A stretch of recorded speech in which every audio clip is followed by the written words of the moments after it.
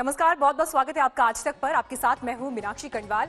आप घर पर बैठे हैं और हमारी ये कोशिश है इस वक्त कि आपको देश और दुनिया में कोरोना जैसी महामारी को लेकर हर अपडेट हम जानकारी देते रहें। तो इस बार एजेंडा के तौर पर आपके सामने है, क्योंकि 1 महीना लॉकडाउन को पूरा हो गया है। इस बीमारी को लेकर यह कहा जा रहा है कि दुनिया बदल गई है। कोरोना से पहले की दुनिया, कोरोना के बाद की दुनिया के तौर पर अब इतिहास को देखा जाएगा, ये कहना गलत नहीं होगा। लेकिन ये वायरस जब चीन से आया और भारत में जब इसने दस्तक दी, तो लगातार भारत में ये विमर्श चलता रहा है कि क्या इस वायरस से निपटने के लिए कोई वैकल्पिक पद्धति हो सकती है, ऑल्टरनेटिव साइंसेज में क्या विकल्प मौजूद है। और इसीलिए एजेंडा आज तक के अपने इस सेशन में हमने इस सेशन को नाम दिया है देसी इलाज के लिए आप क्या कर सकते हैं। हमारे साथ देखिए खास मेहमान भी इस वक्त जुड़ गए हैं। इस वक्त हमारे साथ डॉक्टर प्रताप चौहान, डायरेक्टर जीवा आयुर्वेदा से मौजूद हैं। बहुत बहुत स्वागत है आपका चौहान जी। हमारे साथ आचार्य राम गोपाल दीक्षित मौजूद हैं, आप फाउंडर प्रेसिडेंट हैं आरोग्य पीठ के। सर आपका भी बहुत स्वागत है। डॉक्टर मुकेश बत्रा हमारे साथ मौजूद हैं, आप फाउंडर हैं doctor Batra group of companies के। सबसे पहले डॉक्टर प्रताप चौहान, मैं आपके साथ शुरुआत करना चाहूंगी। एक ऐसा समय है देखिए जब लोग घरों में बैठे हैं, डॉक्टर के पास जाने का भी इंतजार करना होगा अगर कोई परेशानी है। 1 महीना लॉकडाउन को पूरा हो गया है और ये अपने आप में एक ऐसी लड़ाई है जब हम सबको ये समझना होगा कि ये लड़ाई इंडिविजुअल स्तर पर भी लड़नी है। तो ऐसे में हमारे घर से लेकर हमारे किचन यानी हमारे एक्सेस में ऐसी कौन सी वो चीजें हैं आयुर्वेद से जुड़ी हुई जो वाकई रोग प्रतिरोधक क्षमता को बढ़ाने के लिए या इस इलाज में एक उम्मीद देती हैं।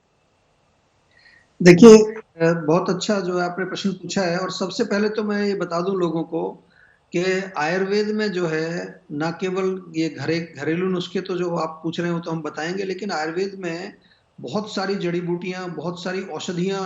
आयुर्वेद के अंदर अगर हम देखें तो जनपदोध्वंस नाम का एक चैप्टर लिखा है जिसमें पूरा एपिडेमिक्स पेंडेमिक्स के बारे में जिक्र किया गया है कि अगर एपिडेमिक आती है, पेंडेमिक आती है तो क्यों आती है, क्या कारण है उसका, और किस प्रकार से उसको हमें जो है कैसे उसकी चिकित्सा हमें करनी चाहिए उस समय लोगों की। तो जहाँ तक अगर हम इम्यूनिटी की बात करें तो इम्यूनिटी में बहुत अच्छी चीज हमारे जो आयुर्वेद में है वो च्यवनप्राश है। लेकिन एक चीज मैं यहाँ बता दूं कि जो व्यक्ति हैं, हम लोग सब लोग जो हैं वो उनकी एक अलग अलग पर्सनैलिटी होती है। ये थोड़ा सा मैं इसलिए बता रहा हूँ कि गाइडलाइंस तो बहुत सारी हमारी आयुष ने जारी की हुई हैं, लोग उनका पालन भी कर रहे हैं, लेकिन थोड़ा सा मैं आपको हट के बता रहा हूँ कि हर व्यक्ति की उसका जो है आयु कितनी है, कहाँ का रहने वाला है, उसकी प्रकृति क्या है और उसका खाना पीना किस प्रकार का है, इन चीजों को भी ध्यान में रख करके बहुत सारी पर्सनलाइज्ड चीजें हम आयुर्वेद में लोगों को देते हैं। जैसे कि अगर हम कहें तो च्यवनप्राश एक बहुत कॉमन सी चीज है। च्यवनप्राश जो है वो हमारे लंग्स के लिए बहुत अच्छा है। एक सुदर्शन वटी बहुत आजकल काफी जो है हमारे वैद्य लोग दे रहे हैं, वो बहुत अच्छी है।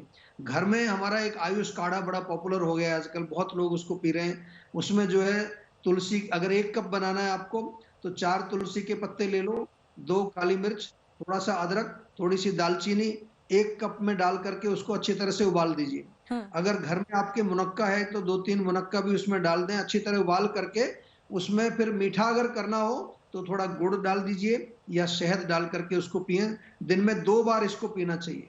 नाक में तेल डालना नस्य जो आयुर्वेद की एक प्रक्रिया, बहुत अच्छी प्रक्रिया है।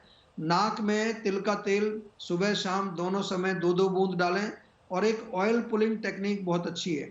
1 चम्मच तिल का तेल सुबह मुंह में डाल करके उसको घुमाना है जैसे कुल्ला करते हैं, और फिर उसको 2-3 मिनट के बाद बाहर थूक दीजिए। अगर हमारा नेजल मेम्ब्रेन और माउथ कैविटी दोनों अगर लुब्रिकेटेड रहते हैं तो उससे किसी प्रकार के माइक्रोब्स हमारे यहाँ पर घर नहीं कर सकते। ये आयुर्वेद में हम हजारों वर्षों से प्रयोग कर रहे हैं। लेकिन आपको मैं ये भी बता दूं कि हमारे आयुष मंत्रालय ने बहुत बड़ी एक टास्क फोर्स तैयार की है।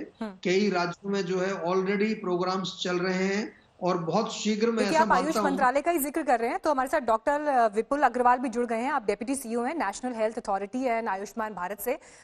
विपुल जी, मैं आपके पास भी आऊंगी, लेकिन डॉक्टर मुकेश बत्रा आपका मैं रुख इस वक्त करना चाहूंगी। हम देख रहे हैं इस वक्त बात प्लाज्मा थेरेपी की भी हो रही है। कल ही जब मुख्यमंत्री अरविंद केजरीवाल प्रेस कॉन्फ्रेंस करने के लिए आए तो उन्होंने कहा कि दिल्ली में इस प्रक्रिया ने, इस प्रोसेस ने बेहतर रिजल्ट दिखाया तो हम इस पर आगे कदम बढ़ाएंगे। तो ये तो बात होगी एलोपैथी के जरिए इलाज की, लेकिन होम्योपैथी में दुनिया भर में जो वर्ल्ड ऑर्गेनाइजेशंस हैं वो किस तरह से इसको अभी रिसर्च कर रहे हैं या इस पर क्या कोई ब्रेक थ्रू अभी हमें मिल पाया है? जी हाँ, सबसे पहले मैं ये कहना चाहूँगा कि होम्योपैथी जो है, वो एक ऐसी चिकित्सा पद्धति है, जिसने 250 साल पहले एपिडेमिक्स के बारे में जो उनके फाउंडर थे डॉक्टर सैमुअल हैनेमन, उन्होंने एक जीनस एपिडेमिक्स करके एक दवाई एक प्रयोग किया था और उसके बारे में बताया था अपनी किताब में, ऑर्गेनॉन में। तो आज जो है, आज की बात नहीं है, पर 100 सालों से होम्योपैथी का जो है उपयोग किया गया है in epidemics and it has been very successful. अगर आप स्पेनिश फ्लू देखेंगे 100 साल पहले जो हुआ था, उसमें जब ट्रेडिशनल मेडिसिन दी गई थी, जो रेगुलर मेडिसिन दी गई थी, उसमें 30% लोग जो है उससे अफेक्ट हो गए थे, वो मर गए थे। उसका जो मोर्टेलिटी रेट था 30% था, होम्योपैथी का जो था सिर्फ 1% था। तो ये अभी की बात नहीं है, ये टाइम इमेमोरियल से होम्योपैथी जो है उसका उपयोग किया गया है इन एपिडेमिक्स। इसी तरह से हिंदुस्तान में भी इसका पहले उपयोग किया गया सर, था। कोरोना को लेकर क्या अभी कुछ आगे इस पर काम हो रहा है कि कैसे जी हमें हाँ, ब्रेक थ्रू मिले, कैसे इसमें हमें आगे की राह मिले? देखिए सबसे पहले तो है कि आयुष मंत्रालय ने जो है आदेश दिया है कि आर्सेनिक एल्ब 30 जो दवाई है, वो प्रिवेंटिव तौर पे दी जाए और काफ़ी स्टेट्स ने ऐसा उसको आगे बढ़ाया है। पूना में पुलिस फोर्स ने उसे लिया है, बजाज ऑटो में अपने सब पूरे एम्प्लॉयज़ को दिया है। हम लोगों ने अपनी क्लिनिक्स के द्वारा 60,000 डोजेस फ्री दिए हैं लोगों को और अभी तक एक भी पेशेंट ने हमें वापस आके नहीं कहा है कि हमें कोई बीमारी हुई है या कोई तकलीफ हुई है। तो होम्योपैथी में जो है 2 तरह के इलाज होते हैं। एक तो है जो प्रेज़ेंट एपिडेमिक है, होम्योपैथी वैक्सीन की तरह से काम करती है और जो स्पेसिफिक इम्यूनिटी है वो उसके अगेंस्ट बढ़ाती है। तो इसके लिए जो है आर्सेनिक एल्ब 30 जो है, वो एक दवाई है जो काम में आती है। दूसरी चीज़ ये है कि जनरल इम्यूनिटी बनाना भी बहुत ज़रूरी है। इसके लिए जो है सिर्फ इंडिविजुअलिस्टिक ये हो सकता है, यानी डॉक्टर साहब, कॉन्स्टिट्यूशनल। जैसे एक एक मैं क्रॉस क्वेश्चन आपसे यहाँ पर पूछना चाह रही हूँ। होम्योपैथी के बारे में ये धारणा है लोगों के मन में कि इससे जब हम इलाज लेते हैं, उस इलाज के नतीजे लंबे समय के बाद आते हैं, वो इलाज लंबे समय के लिए चलता है। तो कोरोना जैसा संक्रमण जो 2 लोगों से भी 200 और 500 तक में फैल सकता है, ऐसे में होम्योपैथी कितनी कारगर हो सकती है अगर यहाँ से कोई इलाज या कोई अच्छी खबर आगे आती है ट्रीटमेंट को लेकर? सो जैसे मैंने बताया, ये जो है ये गलतफ़हमी है और जैसे मैंने आपको बताया कि पहले भी इसका इस्तेमाल किया गया है और उसके बहुत ही अच्छे रिज़ल्ट्स आए हैं। बर्ड फ्लू में इसका इस्तेमाल किया गया था। जब जापानीज़ एन्केफेलाइटिस हुआ था, तो आंध्र प्रदेश गवर्नमेंट ने कम से कम 10 लाख डोज़ेज़ ब्लड डोनर के दिए। उस टाइम भी किसी को भी ऐसी बीमारी नहीं हुई। तो इसका जो असर होता है वो जल्दी होता है। सिर्फ़ जो क्रॉनिक बीमारी है उसमें समय लगता है। जो एक्यूट बीमारी है उसमें उसका असर बहुत जल्दी होता है। जी। तो ये एक गलतफ़हमी है। डॉक्टर विपुल अग्रवाल, जिस समय आयुष मंत्रालय की गाइडलाइंस के बारे में बात हो रही है, खुद प्रधानमंत्री अपने संबोधन में इसका जिक्र कर चुके हैं कि लोग आयुष मंत्रालय ने जो गाइडलाइंस दी हैं उनको घरों पर फॉलो करें तो ये उनके लिए फायदेमंद होगा। 2000 से भी ज्यादा प्रपोजल सरकार के पास पहुंचे कि आयुष प्रैक्टिसेस को कैसे आगे बढ़ाया जा सकता है, ऑफिशियली इस पर आगे कदम उठाए जा सकते हैं। दुनिया भी भारत की तरफ इस वक्त देख रही है कि क्या भारत की तरफ से कोई ऑल्टरनेटिव साइंसेस कुछ कमाल दिखा पाएंगी। ओवरऑल अभी सरकार की तरफ से इस पर क्या कदम उठाए जा रहे हैं, किस स्टेज पर इस वक्त हम मौजूद हैं?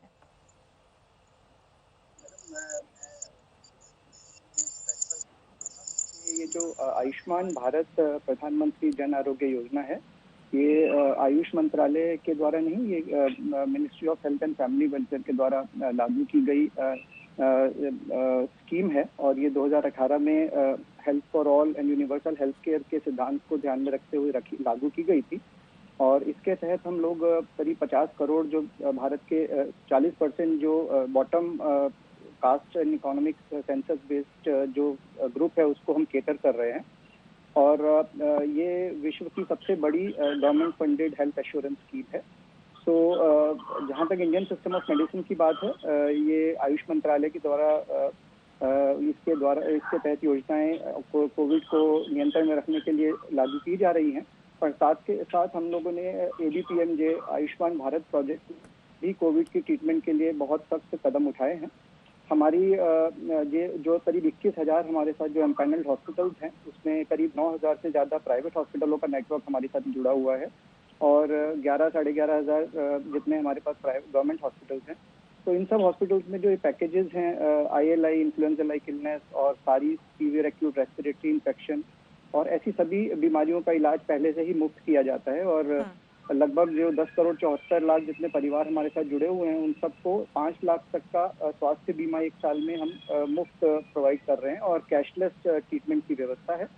कोरोना को कंट्रोल में रखने के लिए हम लोगों ने स्पेशल पैकेजेस जाहिर किए हैं। इसमें 2 तरह की पैकेज सरकार की तरफ से डिक्लेयर की गई हैं। एक है कोरोना की टेस्टिंग के लिए, तो इसमें जो ICMR के द्वारा जो टेस्ट लेबोरेटरीज निर्धारित की गई हैं पूरी कंट्री में, हमारे जो साथ में जुड़े हुए 21,000 हॉस्पिटल्स हैं, वो उन सब में कोई भी हमारा ABPM जो बेनिफिशियरी है वो आए और उस सेंटर में वो सुविधा उपलब्ध ना हो तो वो टेस्टिंग फ्री करा सकता है हॉस्पिटल के साथ, अगर हॉस्पिटल रेफर करे तो। उसके साथ साथ जो आयुष्मान भारत में जो कोविड के पेशेंट्स हमारे आए, हमारे जो बेनिफिशियरीज हैं, उनके लिए भी एक हम लोगों ने टेस्टिंग की और ट्रीटमेंट पैकेजेस भी फ्री डिक्लेयर की हैं। और इसके साथ हम लोगों ने राज्यों को भी इसमें फ्लेक्सिबिलिटी दी है कि हमारी तरफ से जाहिर की गई जो ट्रीटमेंट है उसको वो अलग अलग रूप से लागू कर सकते हैं। ओके जी, आचार्य रामगोपाल दीक्षित जी, जिस बात का जिक्र यहाँ पर लगातार हो रहा है, ऑल्टरनेटिव साइंसेस, वैकल्पिक चिकित्सा पद्धतियां क्या हो सकती हैं, एक बहुत बड़ा रोल मुझे लगता है हमारी जीवन शैली का भी है। जब हम रोग प्रतिरोधक क्षमता की बात करते हैं, जब लोग लॉकडाउन में घरों में बंद हैं, कसरत के लिए बाहर नहीं जा सकते, आयुर्वेद ट्रीटमेंट लेने के लिए, होम्योपैथी ट्रीटमेंट लेने के लिए बाहर नहीं जा सकते, अपने घर में रहकर इस समय कैसे अपनी जीवन शैली को सुधारा जा सकता है जो आपको स्वस्थ रहने में मदद करेगी?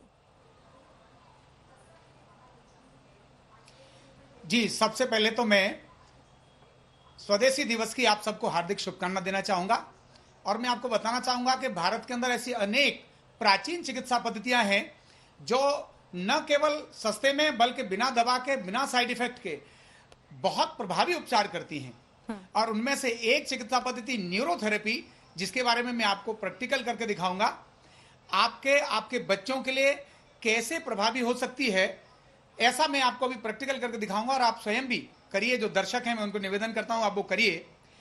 अगर किडनी, लीवर और लंग्स, उनको ठीक करने का तरीका अगर हम अपना लें तो हम अनेक सारी बीमारियों से न केवल बच सकते हैं बल्कि उनको परास्त करने के लिए भी, विजय प्राप्त करने के लिए भी सिद्ध हो सकते हैं। उनमें से लीवर को कैसे ठीक किया जाए, न्यूरोथेरेपी का यह प्राचीन और वैदिक तरीका मैं आपको बताता हूं। आप ये देखिए, सबसे पहले लीवर हमारे रिब्स में राइट साइड में यहां होता है। ये टेक्निक प्रैक्टिकल है, आप खुद करिए, देखिए इसका परिणाम। राइट साइड में यहां होता है। तो लीवर को कैसे स्टिमुलेट करें, कैसे जागृत करें, तो 3 प्रकार की इसकी मैं मसाज की तरीके बता रहा हूं। सबसे पहले ऊपर से नीचे 1 2 3 4 5 6 आगे, फिर साइड में 1 2 3 4 5 6, फिर ऐसे 1 2 3 4 5 6, फिर इसी तरह फिर से पीछे 1 2, मैं आपको दिखा देता हूं, 1 2 3 4 5 6, और फिर इसको गोल करके घुमाइए, 1 2 3 4 5 6, फिर पीछे। ध्यान रखना, मसाज किसी भी ऑर्गन की कितनी इफेक्टिव होती है। लीवर का फैट कम करती है, ये मोटापा ठीक करती है, डाइजेशन बढ़ाती है और इम्यूनिटी बढ़ाती है। इसी प्रकार लीवर को स्टिमुलेट करने का दूसरा न्यूरोथेरेपी का तरीका है, वो आप ध्यान रखिए। बाईं टांग और बायां हाथ क्रमबद्ध तरीके से हम यहां से यहां तक 3 5 कितनी बार भी प्रेशर अगर देते हैं 6-6 सेकंड का, तो लीवर एक्टिवेट होता है। देखिए कैसे, ये मैंने इस पर ये हाथ को यहां रखा और इस पर इसका प्रेशर इस वाले हाथ का डाला, ये हाथ लूज है, यहां ऐसे दबाया 6 सेकंड के लिए, फिर इसको मध्य में रखा, इसको भी मध्य में रखा, प्रेशर किया। अपने आप ही करना है, किसी को कराने की जरूरत नहीं है। फिर इस तरह से यहां किया और ये किया, दोनों को, यानी हाथ का प्रेशर इसका है, इस पर पड़ेगा। ये प्रेशर लीवर को स्टिमुलेट करने का काम करता है। लीवर स्टिमुलेट होगा तो लीवर, क्योंकि वो ताकत रखता है, बाहर के वायरस को मारने की ताकत भी रखता है, शरीर की इम्यूनिटी बढ़ाता है, शरीर का सबसे बड़ा महत्वपूर्ण ऑर्गन है। तीसरा तरीका है लीवर को एक्टिवेट करने का। ऐसी कोई भी चीज ले लीजिए, आप सुबह नहाते हैं दिन में, ये मैं कहता हूं बच्चों को भी करने की आदत डालो। ये इस तरह से हमने ऐसे पकड़ लिया, पकड़ के इतने पार्ट पर, इतना पीछे का एरिया, स्पाइन का एरिया, क्योंकि सारी नर्व स्पाइन से ही निकलती हैं, लीवर को भी कंट्रोल करने वाली नर्व स्पाइन से निकलती हैं। तब यहां ये हमने ऐसे मसाज की 6 से 8 बार ऐसे, फिर थोड़ा नीचे खिसकाया और फिर 6 से 8 बार ऐसे मसाज की। ये मसाज, आपकी स्पाइन की मसाज, लीवर को एक्टिवेट करने के लिए, लीवर को नॉर्मल करने के लिए, ज्यादातर लोगों के फैटी लीवर हैं, उन सबको ठीक करने के लिए बहुत यूनिक तरीका है ये लीवर का।